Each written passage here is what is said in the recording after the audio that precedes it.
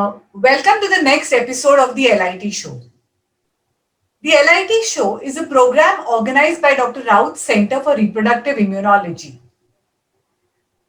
Dr. Raut's Center for Reproductive Immunology specializes in the treatment of unexplained repeated pregnancy losses, unexplained IVF failures, and unexplained infertility with the help of reproductive immunology, especially lymphocyte immunization therapy and other passive immunomodulatory treatments. In this show, we interview various gynecologists, infertility specialists, IVF specialists, and even patients who have been benefited with the treatment of lymphocyte immunization therapy. Today, let me introduce to you a very young and dynamic doctor, Dr. Amity Agarwal. Welcome, Dr. Amity Agarwal. Thank you so much, ma'am. Thank you so much, sir, for having me on the show. Let me give you a brief introduction of Dr. Amity Agarwal.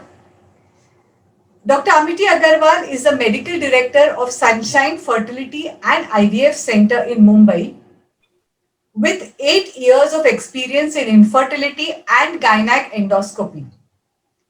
She pursued her advanced training in IVF from various centers in India and abroad.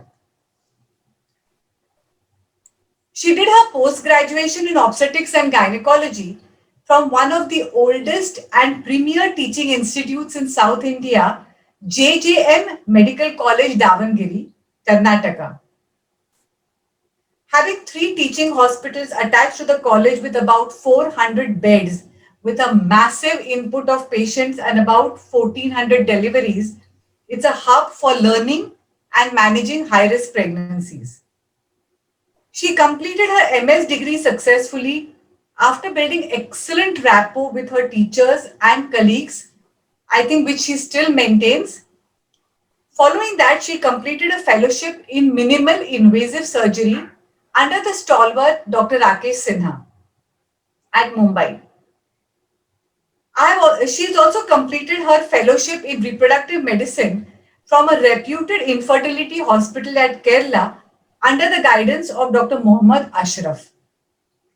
Following that, she pursued her master's in reproductive medicine from Homerton University, London. In fact, she was offered a job in UK immediately after her fellowship because of the quality of her work. However, she chose to come back to India and serve her fellow citizens. After coming back to Mumbai, she joined Bloom IVF Center as a consultant and center head. After 4 years with Bloom IVF, with a vision to provide world-class IVF treatment at affordable cost, she started her own state-of-the-art Sunshine Fertility and IVF Center. She has an undying affinity towards the enigmatic and upcoming field of IVF and endoscopic surgery. The whole idea to actually create life in vitro and bringing a ray of life in the lives of infertile couples fascinates her to the core. She has, of course, excellent communication and oration skills, which we will hear during the show, and can win over many by an impressive and a smiling disposition. At such a young age also, she has been conferred the Midday Youth Icon Award by Shri Devendra Fadnavis.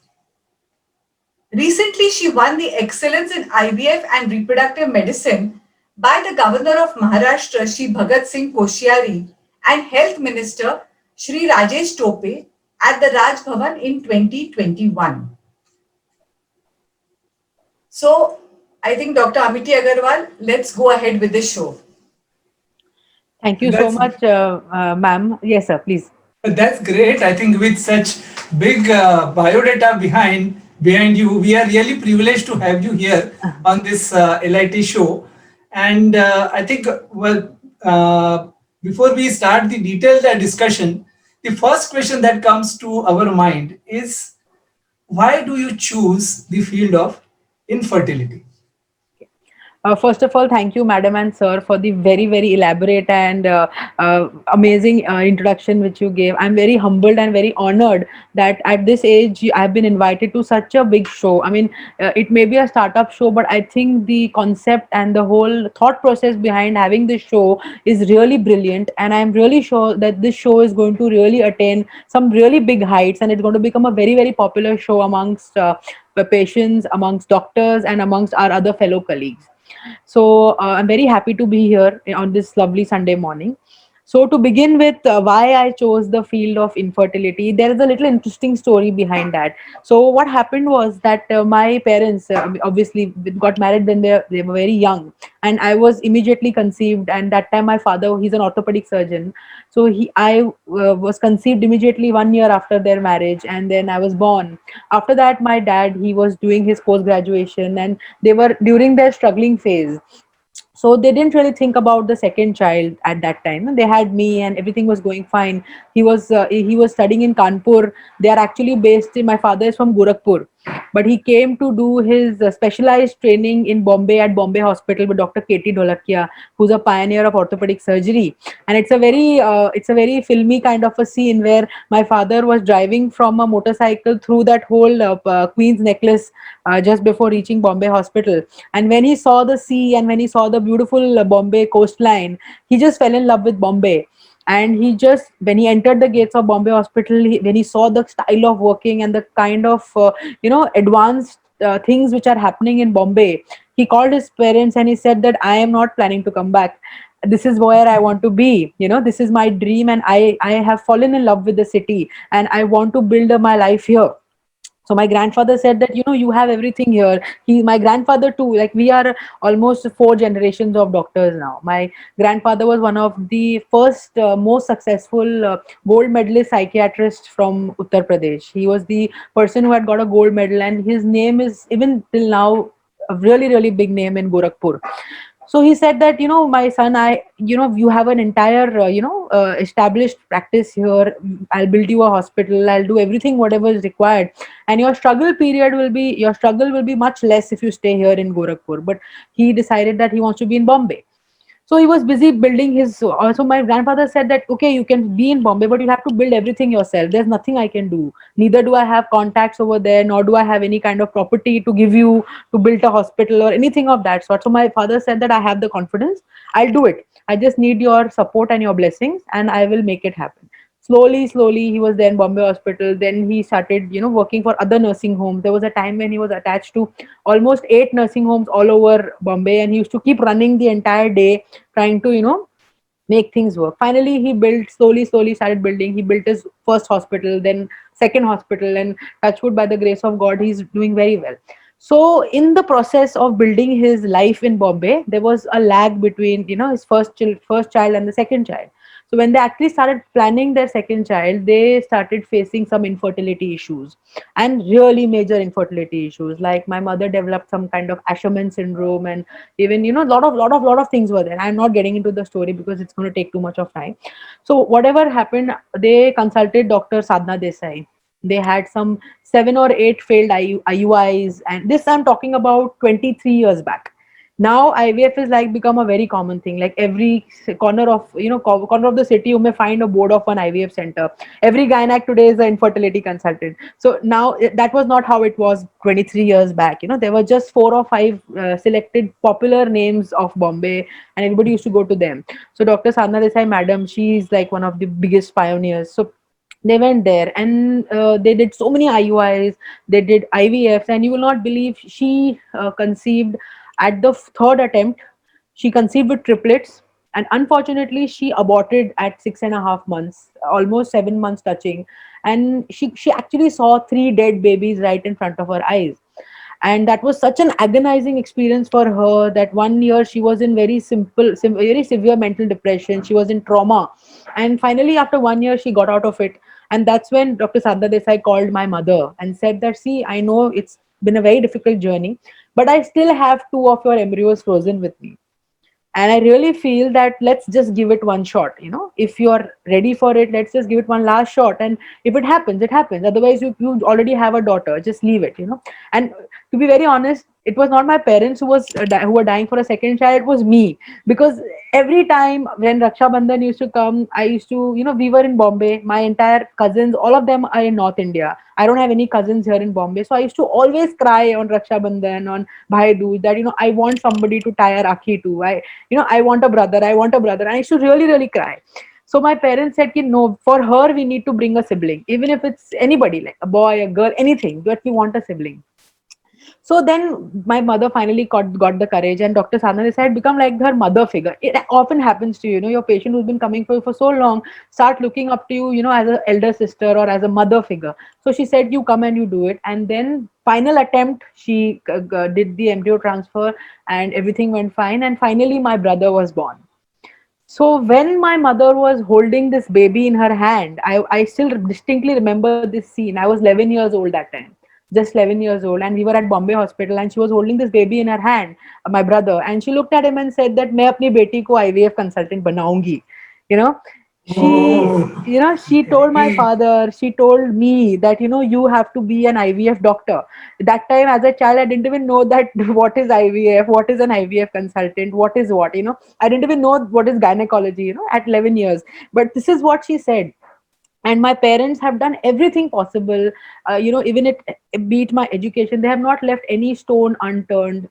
Any courses, whichever I tell them I want to do this for, my dad used to get into it. He used to find out, and they have given me the best kind of education a girl in India can ask for. They have left no stone unturned. And when even today, if I'm called for even a single seminar or presentation, I tell my mother that I'm going there as an IVF consultant. There is so much of pride in her eyes. She says, "You have made me proud. A dream which I saw 23 years back, you have made it true today." So that's why I am an IVF consultant, and I couldn't be anything else. Even if God tells me that I give you opportunity to choose another branch, or I give you an opportunity to choose another. You don't want to become a doctor. So many youngsters now say कि अरे doctor की तो कोई इज्जत नहीं है India में, it's your waste. But I beg to disagree. I don't think there can be a more noble profession. I don't think there can be a more satisfying job than an infertility consultant. And that is the reason why, majorly, my mother, that I am here as an infertility That's a beautiful and consultant. really a touching story. Yeah. And now I think we can understand Yeah. where your passion comes from, Yeah. and to pursue a dream at that from that time. I think that is taking you leaps and bounds ahead. Yeah, I mean, even today, like my brother is now, he's in final MBBS. He's 23 years younger to me. He's 11 years younger to me, and he's 23. And even today, I tease him, what, you are a frozen embryo, tu to frozen embryo, and he laughs at me, but it's such a pleasure to see him, because I have seen the kind of struggle which my parents have had in having him. He's such a precious baby. And so I can resonate with how infertile couples feel when you get an IVF failure, what they go through, when you see a UPT stick which shows only one line, what happens in the mind and the psychology of a patient. This is something which I think every doctor should really understand, should resonate. And once you start resonating with that feeling, I think you can do wonders at your work, because that's when you understand that, okay, what can I do? How can I help this person? It's something which I think all gynacs should inculcate. I'm not saying you should get very personal with the patient, but when you try to actually understand the pain that that couple is going through, only then can you give your best shot. I think that is the reason why your special interest is in treating couples with multiple IVF failures, Yes. polycystic ovaries, and Yeah. also that's why probably your gynac endoscopy work is also Yeah. something which interests you a lot. Yeah. Very I much. think, and Dr. Amity, you are a perfectionist. That's Yeah. what we realize that. So for this, you wanted to be a perfect doctor, Yeah. and as you said, ki your parents never left anything that you wanted to do. They allowed you to do everything. So can Yeah. you share some of your experiences of different trainings that you gave? Even abroad, you Yeah. had gone. Sure. So can you Uh, share some experiences? Sure. So I've had the pleasure of having the best of the best teachers. I've got the pleasure to work in the best of the best institutes at the right time. So when I got my admission in JJM Medical College Davangere, when I went over there, being a Bombayite, and you know how some children of Bombay are like, they have got that whole classy thing. And when I went into Davangere and I went into the hospital, I was so stunned to see that there were patients lying on the floor. There was so much work. There was so much work. I mean, I would see that, I went into the labor room. There were like 8 beds. All 8 beds were jam packed. There was so much of cut work. There was so much of obstetric exposure. We had all sorts of complications which you can find in the obstetric books, standing right there in front of you. So in that 3 years, I got absolutely grilled. I was absolutely grilled, practically. I was exposed to all possible kind of complicated cases, right from bladder injuries to very very bad postpartum hemorrhages, to intrapartum peripartum hysterectomies, to uterine artery ligation. So that 3 years was like exclusive obstetric work, which was really hardcore obstetric work. And not only that, even the academics, the kind of professors we had, we used to have very very rigorous kind of weekly classes, and we were supposed to present cases. And those used to be so grilling that we used to actually have nightmares. Like the date used to be given to us almost a month before, but that 1 month we used to just sit in the library and just go on reading and reading. And how much ever you read, somehow there was some point which was always missing. That was the kind of rigorous training we got in JJM Medical College. I mean, I owe everything to it, because when I came out of that college, there was so much, I was beaming in confidence. There was so much confidence that just bring out any case and I would do it. Even today, that I've been seeing so many people like my colleagues or even my contemporaries who would not put a hand into a very complicated obstetric case, like very severe preeclampsia or a very severe IUGR patient or anything, unless it's in an institute. That no, this case cannot be done in a nursing home setup. It needs to be sent to an institute. You can't do it.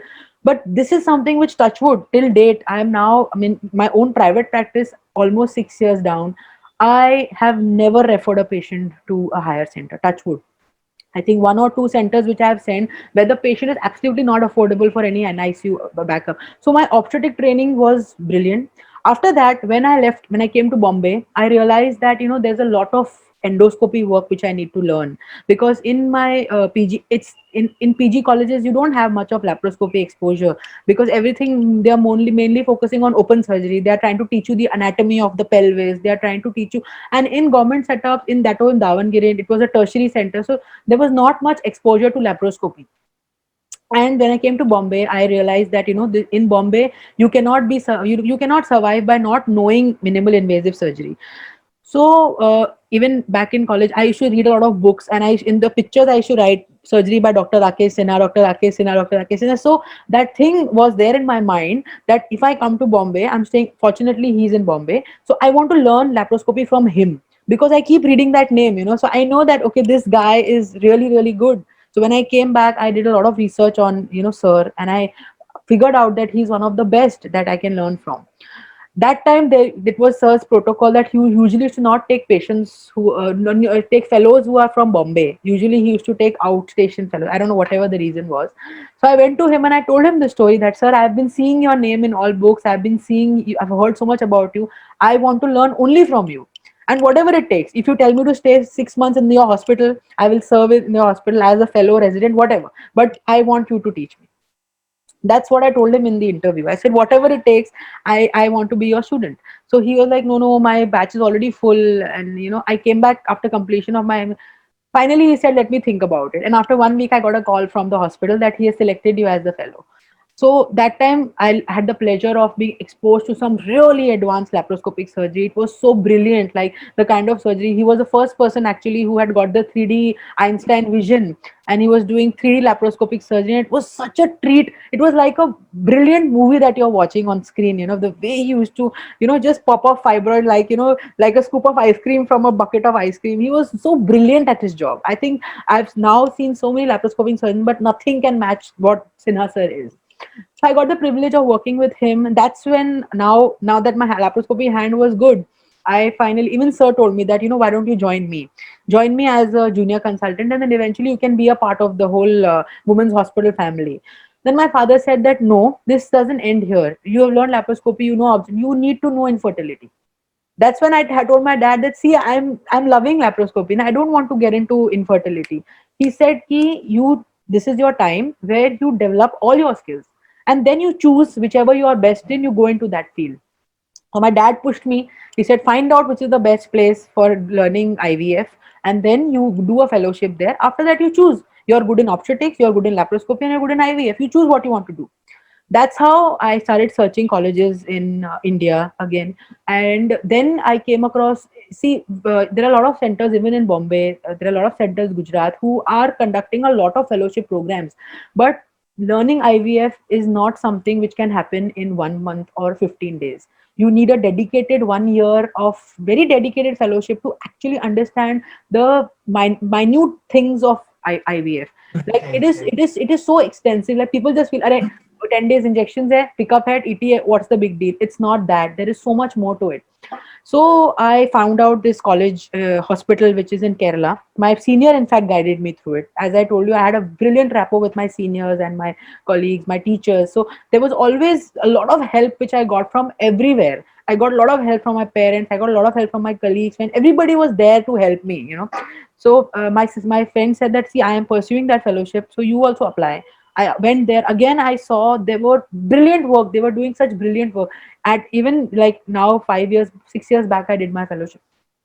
Sir already had the NGS2 platform. He already had a genetic wing in his lab. He already had the embryoscope, the anything under the sun was available there. And there was the minute you enter Kraft Hospital, there's this whole hall which is full of patients, infertility patients.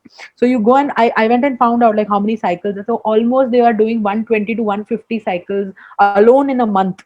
That was the kind of workload which was there at Kraft. So this is not even like this hospital is not even in Cochin proper. It is around 20 kilometers more interior of Cochin, which is almost like a village that I stayed in.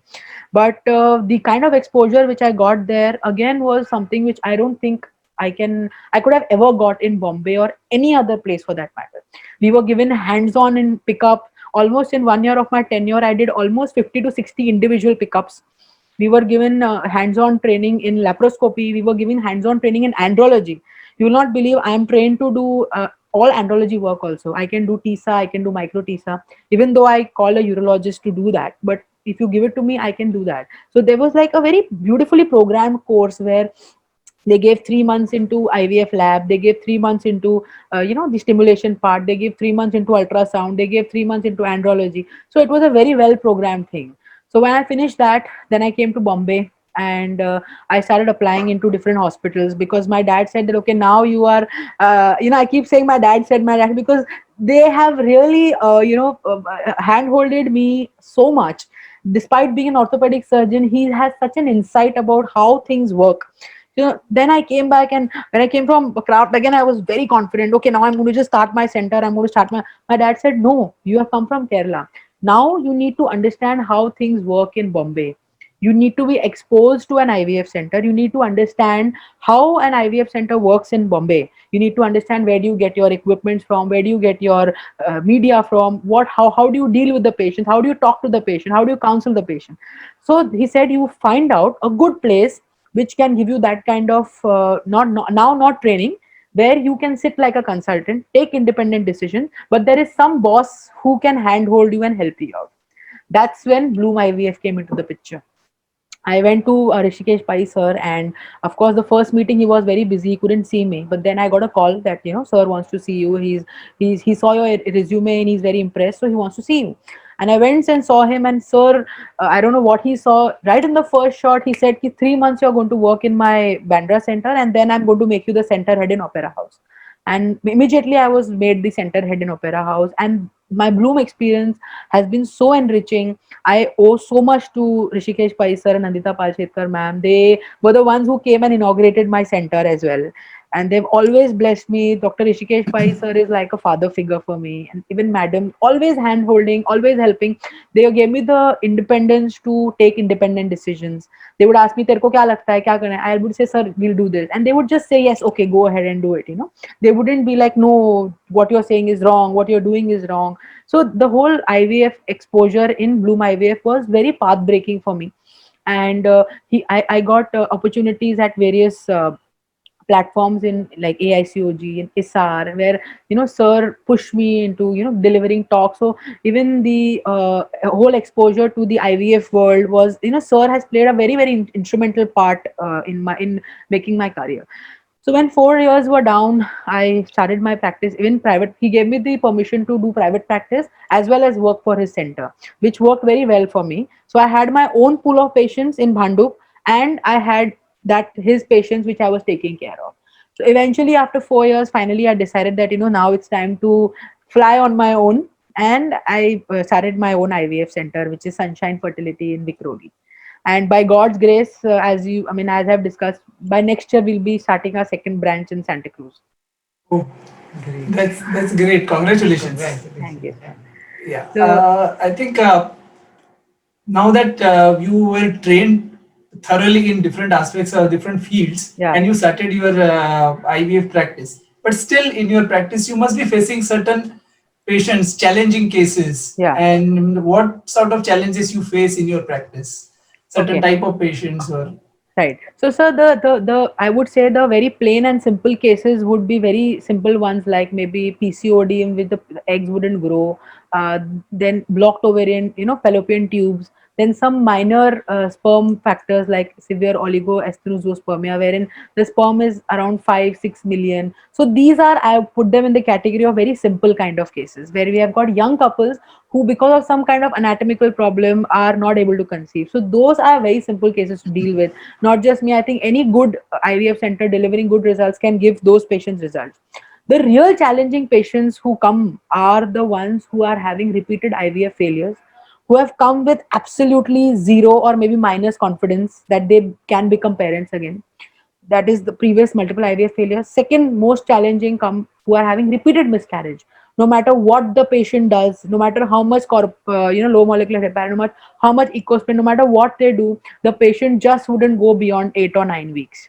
So this is one very difficult patient category which I come across. The third very important category is very very bad endometrium, a very poor endometrium where you do anything and everything possible, but somehow the lining doesn't grow. Even we've got brilliant floret looking embryos, beautiful book like embryos, but you can't put them in because the lining just wouldn't grow. So I think these three, and of course, azoospermic patients who are having really deranged hormonal parameters where maybe they've had failed micro TISAs also in the past. So I think these four category of patients are the ones who are the most challenging ones. And to be very honest, lately I have been getting a lot of such patients. I don't know why, but I mean, a lot of IVF failure patients I'm getting from all over the country. I get patients who have had 7 8 IVF from real big people, real stalwarts of India, and they come from different parts of the country. They come from Udaipur, they come from Lucknow, they come from a lot of places. Maybe some old patient who's referred or whatever. So I've lately been getting a lot of these patients, and I feel this subset of patients are the most challenging ones to deal with. How do you treat these patients of unexplained infertility or repeated pregnancy losses or IVF, repeated implantation failures, which we can Right. call? Okay, so in our clinic, ma'am, we have got a concept in which every month we have a negative result meeting. Okay, so in which what we do is this happens every month. This is not something which we do once in a while. We do it every month, wherein we sit across on table, me, my embryologist, my other counselor, and sit with the patient's file, and we check each and every parameter about why the patient has had a previous failure. Of course, even we have IVF failures. We don't have 100% results. So I do have patients who had one failed IVF with me or two IVF failed with me. So we actually sit and we try to analyze each and every step about this case. So we start right from the age of the patient. We start from what kind of injections were given. That time we explore even the batches of the injection which has been given. We try to speak to the distributor and ask them that this particular batch, is there any problem with other clinics or only we are facing a problem. We talk about the number of embryos we've obtained, number of eggs we've obtained, how the pickup was, whether the expected follicles were the same as the ones we were seeing on the ultrasound, how were the hormones, whether the E2 levels, the LH levels were corresponding with the oocyte, output.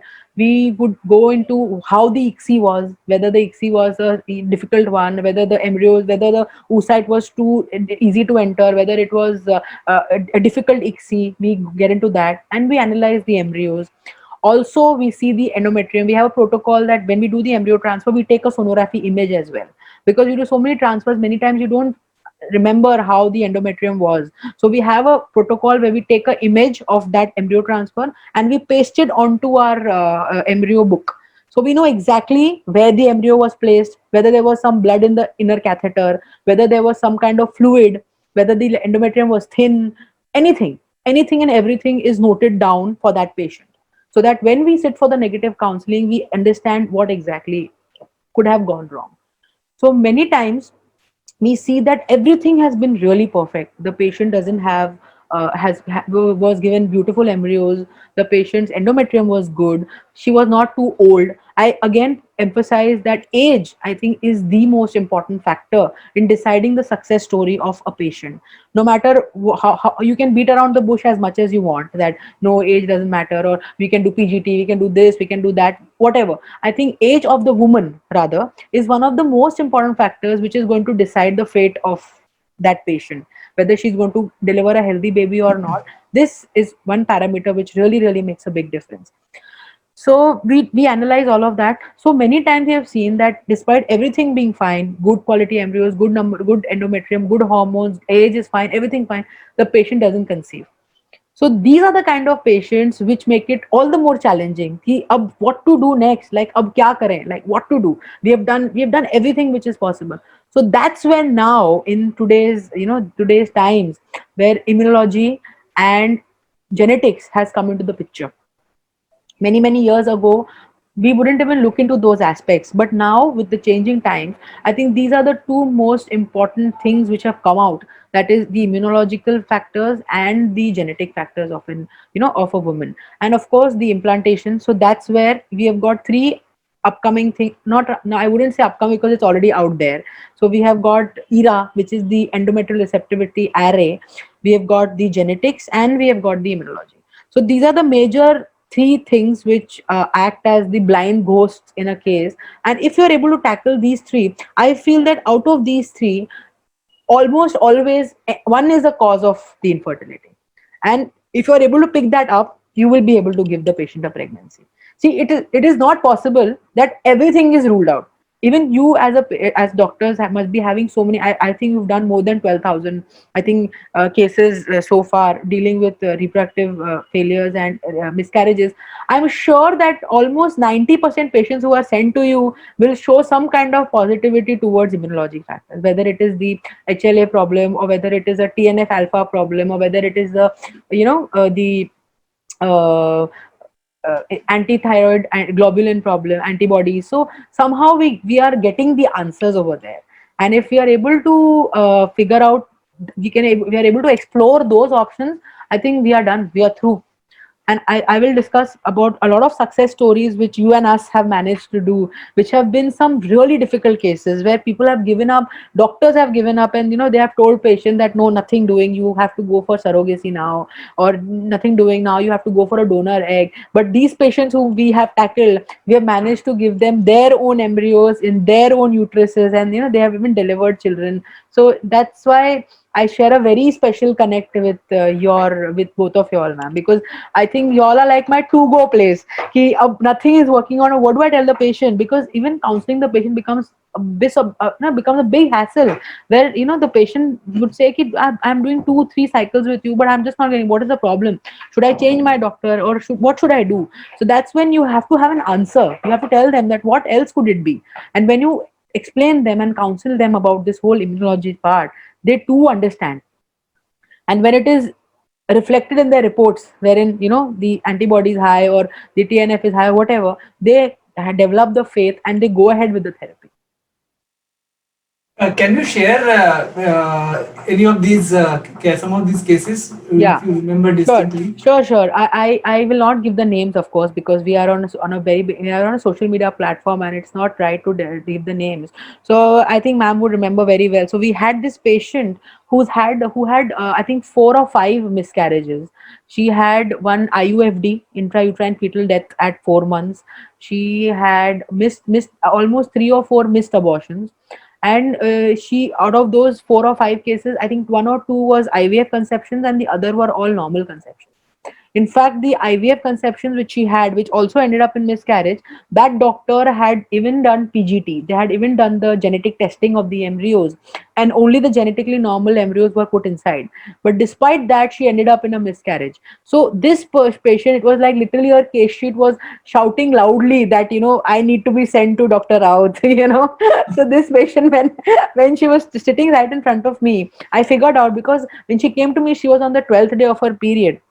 I did a sonography, and it was this beautiful fluffy endometrium, the perfect ideal endometrium that we look at, the beautiful fluffy triple lamp endometrium with a very good vascularity. And she's not too old. This patient is like, I think, 34 or 35. 35 is not old. So she's like 34, 35. So I figured out that, this patient definitely is going to require there is some immunological factor which is involved. So I told this patient that, see, we will first get you consulting with Dr. Mugda or Dr. Mohan sir. Let them evaluate your case, and then we'll see what happens. So I think she had come to you, and you had done all the tests, and a lot of reports came positive, and it was showing that she's having some kind of, immune.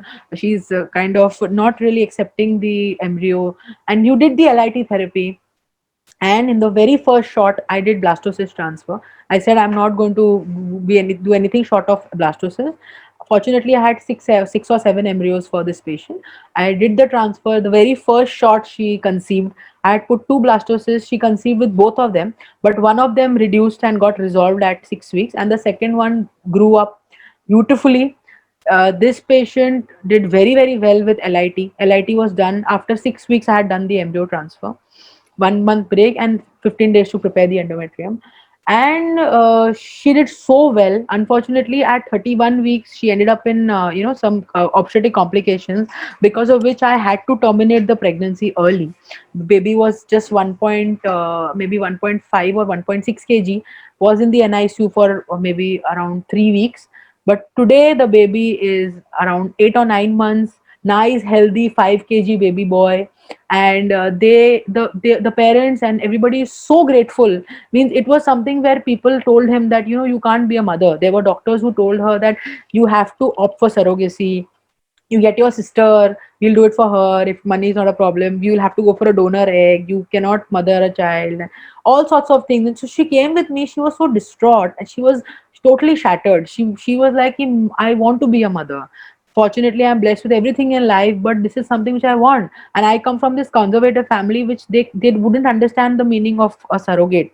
Even very educated families today don't accept surrogacy that easily. You need to have a very different level of maturity and understanding, not just for the couple, but for the entire family to accept something like surrogacy. So this patient is so grateful. Every time if any milestone thing happens for her child, she'll send me a picture. She's so grateful. So this was one very good success story.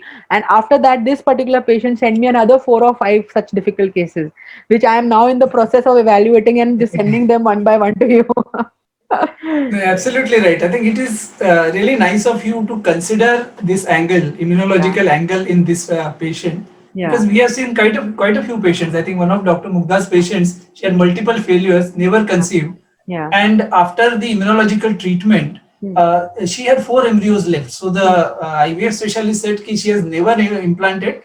Let's put all 4, Hmm. and you won't believe, all 4 got implanted, Oh and my God. finally they had to do a Reduction. reduction. Very nice. And such things have happened for other patients also. All 3 embryos implanted, all 3 pregnancies continued, where never they were implanted before. So In it, fact, there was one more patient which I think that was like we had made embryos and then had sent her for LIT, and then after she said, "Ki madam, now my financials are not in place. I want to do the embryo transfer after 2 months. I want to go to my village and everything."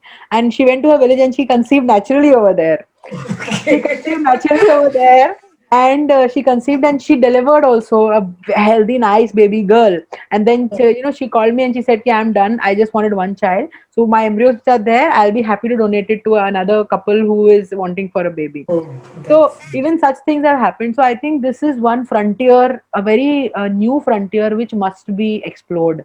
I think it's really opened a lot of avenues for people who don't want to go for surrogacy. See, it's not, surrogacy is not everybody's piece of cake. It's not everybody's thing. Even if you go to a very very economical surrogate agency or anything, at least a minimum of 8 to 10 lakhs is what expenditure will come, no matter what you do. And of course, if you go to really big ones, it may even go up to 18-20 lakhs, where you have the option of choosing the kind of surrogate you want. There's a lot been told about this movie also, Mimi, if you've seen. I mean, it's a movie which got it released last week, on Netflix, which talks about surrogacy. So even in that, they have shown that people don't understand what surrogacy is. If they see a pregnant mother, they would not feel that she might have conceived from another embryo or the anything like that. So it's there, especially in India. In metropolitan cities you can understand, but in the smaller cities and the smaller places, or rather the little slightly lower or middle socioeconomic class of patients, they don't take it in a very nice way. So they don't take it in a very positive way. So that's when these things come into picture, where patients are saying ki, nahi, whatever it is we will spend, but we want our baby. Otherwise we go for adoption. And plus with the surrogacy rules which are coming up, it's someday they say that the surrogacy is banned, someday they say that commercial surrogacy is banned, something or the other keeps coming. So when we are dealing with in a country where the surrogacy rules yet are not very crystal clear, we have to think about the other options. Even uterine transplant is, I think, the Dr. Sailesh sir is the only person who is doing it. And what is the success rate? I mean, even if maybe if you're doing 10 cases, 12 cases, maybe 50%, 60%, I wouldn't say it's also 100% foolproof thing where it's a very successful surgery. Also, for a patient who is dealing with infertility, it's not easy for her to arrange for a donor uterus. It uterus, can right, be, right. it's a very ideal picture where the mother would give the uterus and all that. Like, suppose I, God forbid, had a problem. Fortunately, I'm blessed with two daughters. But if I had a problem and I would want to take my mother's uterus, it's been removed 10 years back already. So what can she do? Even if she wants, she cannot help me out. So looking at the practicalities and looking at things, obviously, even in LIT, you must be having some failed cases as well. It's not a Yes, 100% thing, definitely. It is but not 100%, but of course, but in a place where you are dealing with, not what to do, there's nothing left to do. So immunology has been a very, very phenomenal frontier, which I think should be more explored, much more in depth. and I think it should be explored much earlier. Yes, correct, Other than just give patients spending time, money, correct. everything, physical, emotional, they go Yeah, through so much of this. correct. So, You if shouldn't wait for after two. one or two failures itself, if someone can think about it, then Precisely the everything reason else why. has been. Yeah, correct. Correct, ma'am. So precisely there's one reason why I got one more patient 2 months, 2 weeks back who had just one IVF failure. But I don't want Exactly. her to undergo the same trauma over and again, over Exactly. and over. Yes, Again, I yes. have another patient who is again like, she had a very confused picture. When she came to me, there was a doctor who said that there is hydrosalpinx. We need to clip the tubes and then only we can proceed with the IVF. Then when I did the sonography, I couldn't see any hydrosalpinx. I sent her to another radiologist for a 3D ultrasound. Even he commented that there is no hydrosalpinx. We did one IVF, it was negative. We did one other IVF, again it was negative. Now we started re-evaluating the case. So now there is again a hydrosalpinx, which was not there for these 2 months. So that there is a hydrosalpinx. So when she came to me, I thought, let me explore the other options. She doesn't have any thyroid or anything like that. But when I did the anti-TPO antibodies, even the anti-TPO antibodies are positive, and a couple of other things are positive. So this patient now is coming to me on Monday, which I'm going to send her to you. Yeah, because and everything could be there together. Like all Yeah, the factors could coexist. correct. which is something which we need to explore. Like, as a part of the infertility evaluation, if we Yeah. can include this, we can come Yes. to know at a much earlier stage that Definitely, this is ma'am. one of the Definitely. reasons. After so much of discussion over so many years, finally people have started incorporating the APLA profile into the APLA Exactly. profile and genetic profile into their workup, which Workup, involves yeah. previous one failure or previous miscarriage. But the immunological part till now nobody sends it. Nobody sends it. I mean, even the biggest of the biggest gynecologists, I have worked with such big people, even they wouldn't send that immunological profile, which now I feel the minute a patient comes with you with maybe even one or chalo, two Great. miscarriages, or who has come with one IVF or maybe two IVF failures, where it is very crystal clear that the IVF part was good, the soil and seed was good, the patient is young, but still she is not conceiving. So in those kind of patients, most certainly the immunological panel must be incorporated. I strongly believe that, and I don't care about whether things are going to change all over India or not. At least in my practice, I have incorporated it. In fact, you will not believe that I have also got a print. Like I'll show you. I have got investigations printed onto my sheet. So I have these investigation chart which I usually have. So you'll not believe I have actually given for printing one more chart, which is for previous miscarriages and IVF failures.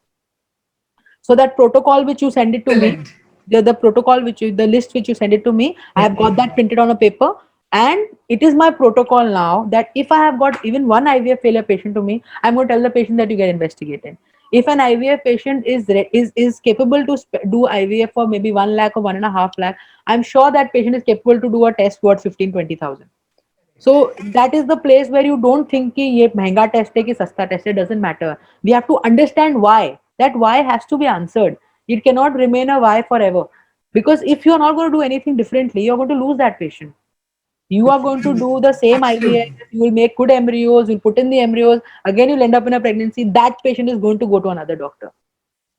Only if the kind now this patient I'm talking about who's coming to on Monday, she's had two IVF failures, but even now she doesn't want to go to another doctor. So that is my luck that she has got that trust in me. But if it is another patient, maybe that patient would say, now I need to go to another doctor. Again, that doctor will start right from that hydrosalping and start from step one. And again, do another cycle and keep, beating around the bush all the time. And even in your practice, you would have seen, ma'am, that this same story goes on for years. Yes, yes. One failure. Absolutely. Yeah, so patient will come with you and she'll just place one big bunch of 10 files in front of you. Big doctors from different places doing the same thing. Absolutely. You should somehow have that faith in your previous file guy, the patient who comes to you. In fact, for me, I learn from those files. I don't sit with that file to see what was not done. There are a lot of doctors, again I'm sorry to say, but a lot of doctors will say कि नहीं ये embryo transfer ठीक से नहीं किया, अरे ये बहुत जूनियर डॉक्टर है तुम इसके पास क्यों गए, या अरे embryos were not good, why they transferred only one embryo, why they transferred only two embryos, your lining was not looking good, why they did embryo transfer. That is something which I just don't do. I stay very clear from that. I know for a fact that if a doctor has opened an IVF center and has been in practice for so many years, that person can't be a fool. So for me, that's how I analyze the patient. That's how you will not believe, my first IVF consulting takes around 35 minutes. New infertility patient ka case sheet aayega, so my nurse and my assistant know ki now madam is going to take 30 minutes. Why do I take that 30 minutes? Is I see each and every step where what could have gone wrong. Now, if doctor has placed 3 embryos and the patient has not conceived, there could be some problem. I wouldn't go back thinking कि अरे उसका lab अच्छा नहीं है या उसने transfer अच्छे से नहीं किया होगा. That is a very negative approach towards things, and that doesn't take you anywhere. So now I have got this printed thing. I will in fact share it with you also. It is gone for printing. That I'll get it by Okay. Tuesday. So this is Sure. I've written investigations for previous IVF failures / previous miscarriages. So I tell the patient that if you want to start treatment, this is this test I want. Before this test, I'm not putting my hand into your case. They are very well following it. They are very open towards it. Absolutely.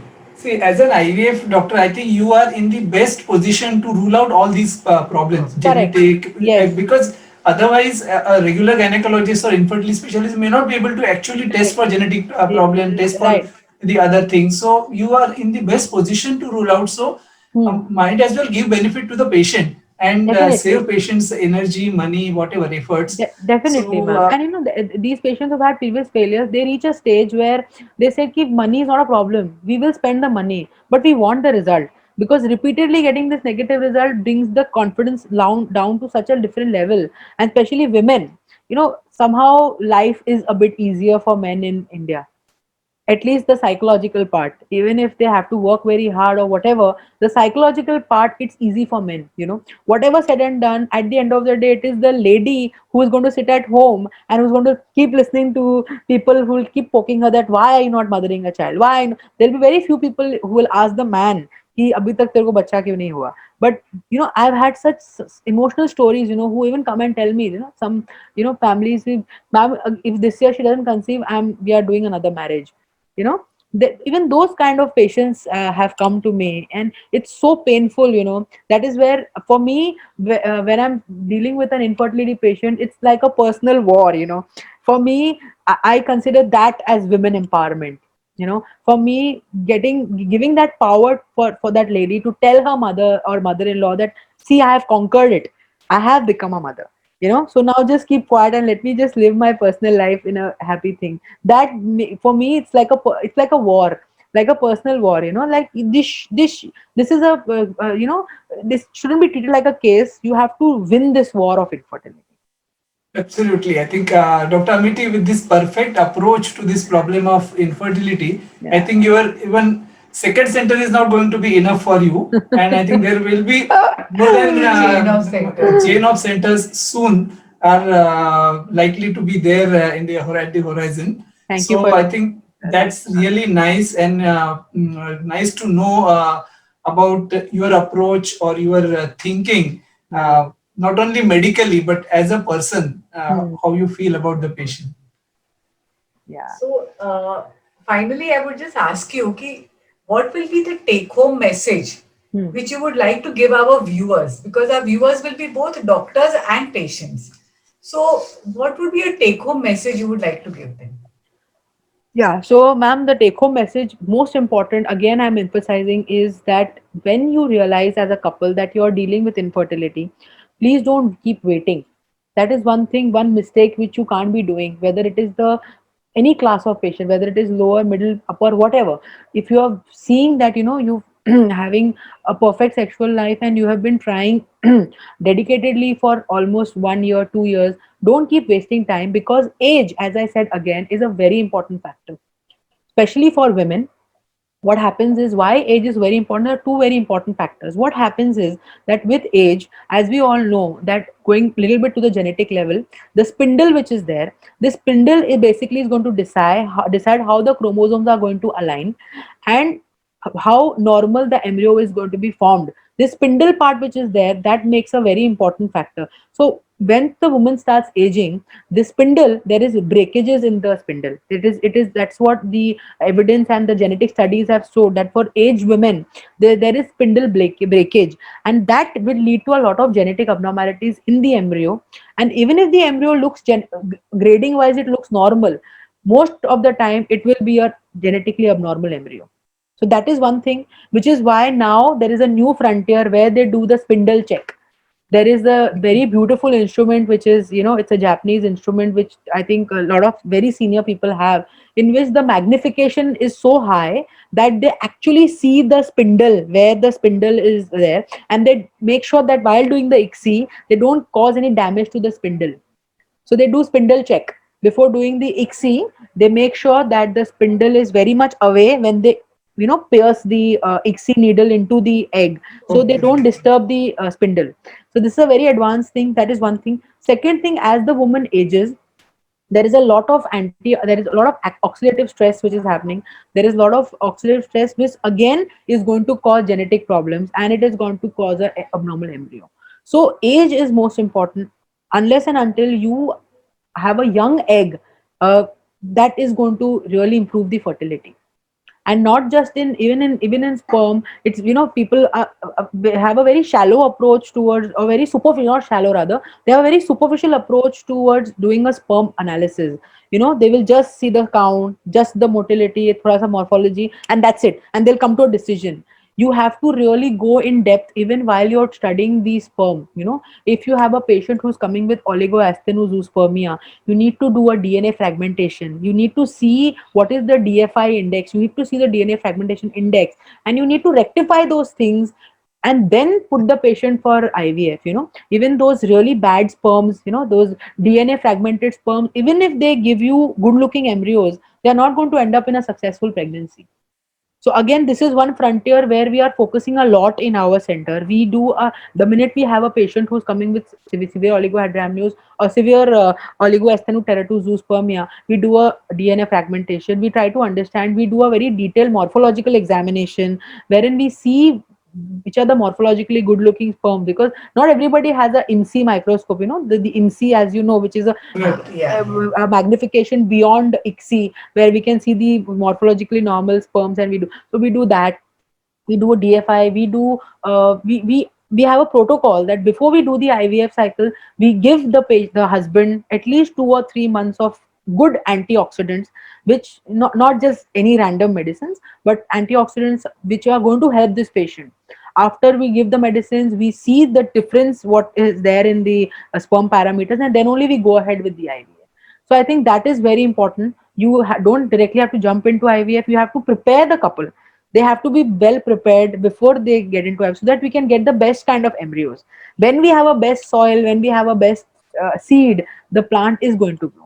Unless there are some underlying factors which we just discussed, that we've got some immunological factors, or we've got some genetic problems or anything like that. So most of the time, if a young couple comes to you with infertility, it is solvable. But so my take home message would be that to couples, first, even if you cannot directly find a infertility consultant, go to your routine gynecologist.